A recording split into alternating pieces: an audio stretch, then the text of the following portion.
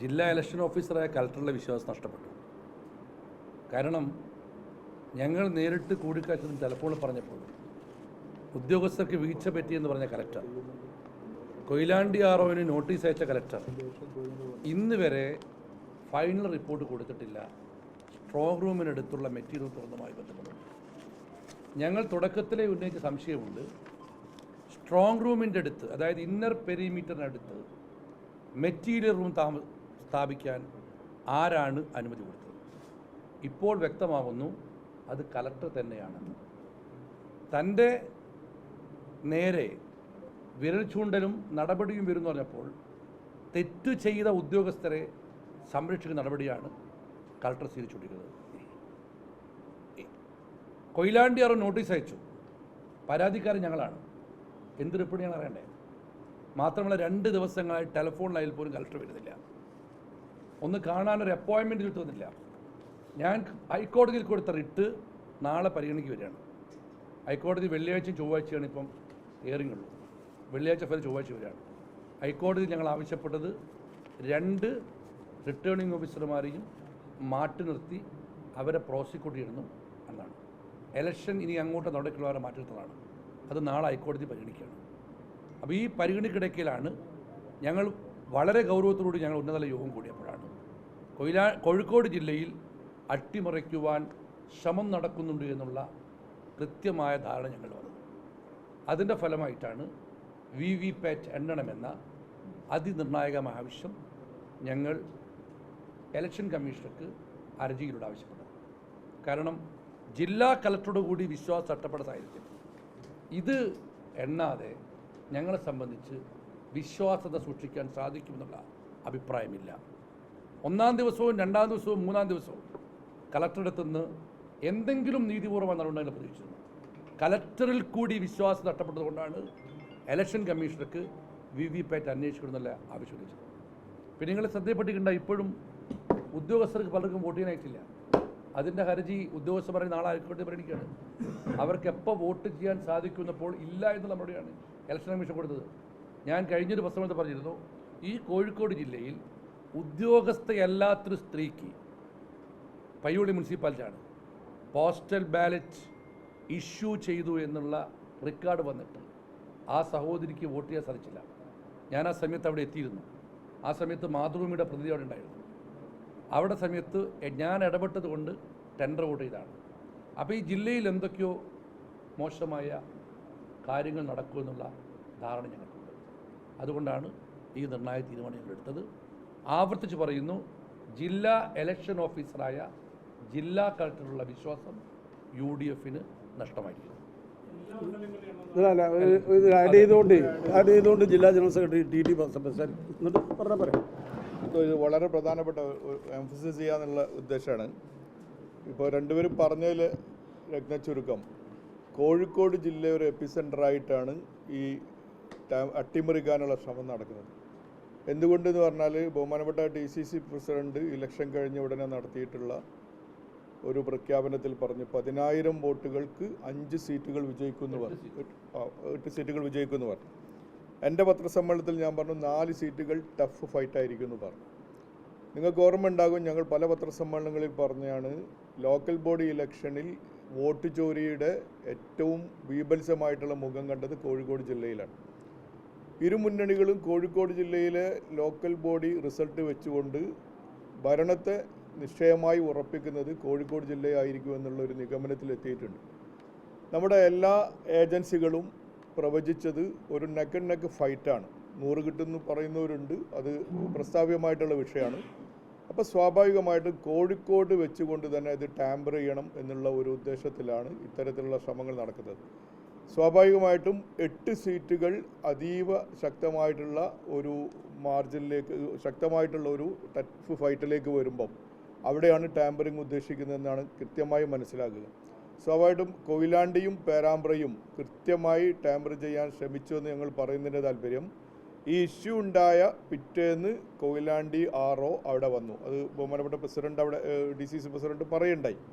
എന്നാൽ ഇത് സ്ട്രോങ് റൂമിൽ ആദ്യ ദിവസം തന്നെ കൊയിലാണ്ടി RO അവിടെ എത്തിയിട്ടുണ്ട്.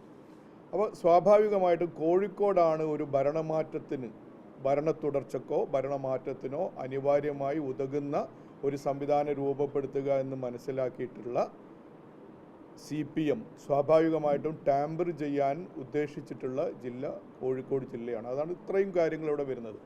രണ്ടാമത് ഞങ്ങൾ സൂചിപ്പിക്കുന്നുള്ളത്, ഇത് വളരെ പ്രധാനപ്പെട്ട ഗൗരവമായി കാണേണ്ട ഒരു ഇഷ്യൂ ആകുന്നത് കൊണ്ട് തന്നെ വോട്ട് എണ്ണിക്കൊണ്ടിരിക്കുമ്പോൾ, ഓരോ ബൂത്ത് വൈസ് വോട്ട് എണ്ണിക്കൊണ്ടിരിക്കുമ്പോൾ, ഇപ്പോൾ സപ്പോസ് ഒരു ബൂത്തിൽ UDF ലീഡ് ചെയ്യേണ്ടടുത്ത് ലീഡ് ചെയ്യാതെ പോയാൽ അവിടെ VVPAT ചെയ്യണം എന്നുള്ള ഒരു ആപ്ലിക്കേഷൻ അപ്പം തന്നെ ഡിമാൻഡ് അപ്പം തന്നെ കൊടുക്കാൻ ഞങ്ങൾ ഉദ്ദേശിക്കുന്നുണ്ട്. ഓരോ ബൂത്തിലും കോഴിക്കോട് ജില്ലയിൽ വോട്ടെണ്ണപ്പെടുന്ന കേന്ദ്രങ്ങളിൽ ഓരോ ബൂത്തിലും സംശയകരമായ റിസൾട്ട് ഉണ്ടാകുന്ന പക്ഷം അവിടെ VVPAT എണ്ണണം എന്നുള്ള ഉദ്ദേശം, ഒരു ഡിമാൻഡ് ഞങ്ങളുടെ ബൂത്ത് കൗണ്ടിങ് ഏജൻറ്റുമാർ ആ സ്ഥലത്ത് വെച്ച് തന്നെ അപ്പോൾ ഡിമാൻഡ് ചെയ്യുന്നതായിരിക്കും.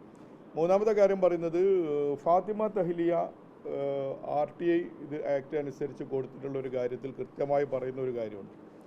നേരത്തെ റസാഖ് മാഷും പ്രവീണും പറഞ്ഞ കാര്യങ്ങൾ, 3 മണിക്കൂർ ഈ ഉദ്യോഗസ്ഥന്മാർ അവിടെ ഉണ്ടായിട്ടുണ്ട്, 10 പേരുണ്ടായിട്ടുണ്ട്. അപ്പോൾ ഈ 3 മണിക്കൂർ ആ റൂമിൽ നടന്ന, സ്ട്രോങ് റൂം എന്ന് വിളിക്കപ്പെടുന്ന മെറ്റീരിയൽ റൂമിൽ നടന്ന സംഭവ വികാസങ്ങളെക്കുറിച്ച് അതിൻ്റെ CCTV ഫൂട്ടേജ് പുറത്തു വിടണം, കൃത്യമായി പുറത്തു വിടണം.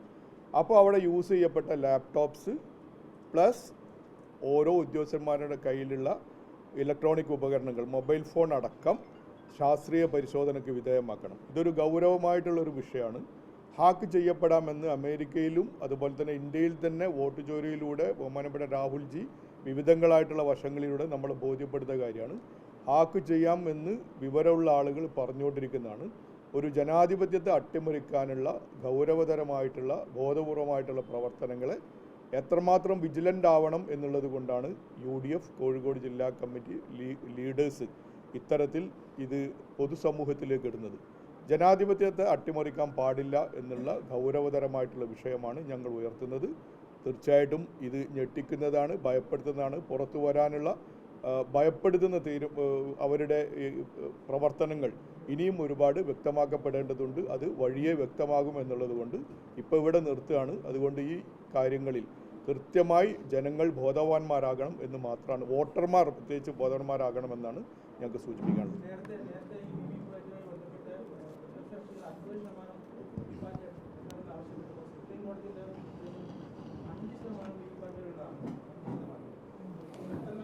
അല്ല, അത് 5% എണ്ണാറ് സാധാരണ 5% എണ്ണാറ്. പ്രൊവിഷനുണ്ട്, അതാണ് ഞാൻ പറഞ്ഞ റൂള്. സ്ഥാനാർത്ഥിയോ ആവശ്യപ്പെട്ടാൽ നിർബന്ധം പിടിച്ചാൽ എണ്ണണമെന്നുണ്ട്. കോൺട്രാക്ട് ഓഫ് ഇലക്ഷൻ അല്ല, നമ്മൾ ചട്ടം ഉണ്ടാക്കിയത് 961 ചട്ടത്തിൽ 2024 സുപ്രീം കോടതി വിധിയിട്ട്. അത് മാത്രമല്ല റൂൾ 56D കൃത്യമായി പറയുന്നുണ്ട്, ഏജന്റോ സ്ഥാനാർത്ഥിയോ ആവശ്യപ്പെട്ടാൽ VVPAT ഉണ്ടാവും. നേരത്തെ നിങ്ങൾ പറഞ്ഞത് ശരിയാണ്.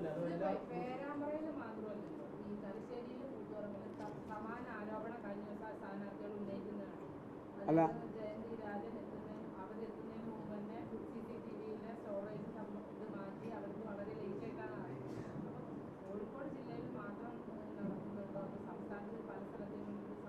അല്ല, അത് സംസ്ഥാന തലത്തിൽ അത് സ്വാഭാവികമായിട്ട് ഓൺ ചെയ്യപ്പെടാൻ സാധ്യതയുണ്ട്. കാരണം ഇതെന്താണെന്ന് വെച്ചാൽ പാലക്കാട് നെന്മാറ നിയോജകമണ്ഡലത്തിലെ വിഷയവുമായി ബന്ധപ്പെട്ടുകൊണ്ട് കിട്ടിയ മറുപടി ഡയറിയാണ്. ഡയറി വെച്ച് മറന്നുപോയില്ല. സമാനമായതാണ് നമ്മുടെ കോഴിക്കോട് പേരാമ്പ്രയുമായി ബന്ധപ്പെട്ട്. പേരാമ്പ്ര ആമുഖമായി ഞങ്ങൾ പറഞ്ഞതുപോലെ സൗത്തിനോട് ചേർന്നുകൊണ്ടാണ് ഈ പറയപ്പെടുന്ന മെറ്റീരിയലുകൾ, അത് സ്ട്രോങ് റൂമിനോട് ചേർന്നുകൊണ്ടാണ്. അപ്പോൾ ഒരു വെടിക്ക് 2 പക്ഷി എന്ന് പറഞ്ഞതുപോലെ ഇതിൻ്റെ പുകമറയിൽ, അതായത് നമ്മൾ സ്വാഭാവികമായിട്ടും ഇതിൽ മാത്രം കോൺസെൻട്രേറ്റ് ചെയ്ത് പോകുമ്പോൾ അതിൽ മാത്രം നോക്കിയല്ലോ, മറ്റു മണ്ഡലങ്ങളൊന്നും നോക്കില്ലല്ലോ. അപ്പോൾ അങ്ങനെ എന്തെങ്കിലും ദുരൂഹത ഇതിനകത്തുണ്ടോ, എന്തിന് പോയി, അതാണ് നമ്മൾ അറിയേണ്ടത്. എന്തിന് ചെന്നു, അതിൽ കൃത്യമായി നേരത്തെ അന്ന് ഞങ്ങൾ പത്രക്കാരോട് പറഞ്ഞു, മാധ്യമങ്ങളോട് പറഞ്ഞു, നമ്മുടെ സ്റ്റേറ്റ് ഇലക്ഷൻ കമ്മീഷണറുടെ കൃത്യമായ റൂളിംഗ് അത് സംബന്ധമായിട്ട് എല്ലാ കാര്യങ്ങളും വിശദമായിട്ട് വന്നിട്ട് പോലും പിറ്റേന്നാണല്ലോ കൊയിലാണ്ടിയും ചെന്ന്. അപ്പോൾ കോഴിക്കോട് ജില്ലയിൽ ഒരട്ടിമറി നടത്തിയാൽ സർക്കാർ രൂപീകരണത്തിന് സാധ്യമാകില്ല എന്നുള്ള അവരുടെ കണക്ക്, ആ കണക്ക് ആണ് ഇതിൻ്റെ പിറകിലുള്ളത് എന്ന ഞങ്ങളുടെ ആരോപണം ശരിവെക്കുന്ന രൂപത്തിലാണ് ഇതുമായി ബന്ധപ്പെട്ടുകൊണ്ട് CPM അല്ലെങ്കിൽ BJP ഉൾപ്പെടെയുള്ള കക്ഷികൾ രംഗത്ത് വരാതെ പോയത് എന്ന് ഞങ്ങൾ മനസ്സിലാക്കും. ആ സ്ഥാനാർത്ഥി എന്ന് പറയുന്നത് സ്ഥാനാർത്ഥി മാത്രമല്ല, സ്ഥാനാർത്ഥികളാണ്. ഇപ്പോൾ പേരാമ്പ്ര നിയോജകമണ്ഡലത്തിലെ സ്ഥാനാർത്ഥികൾ 11 ഉണ്ട്. അതിൽ എത്ര പേർക്കാണ് നോട്ടീസ് കൊടുത്ത്?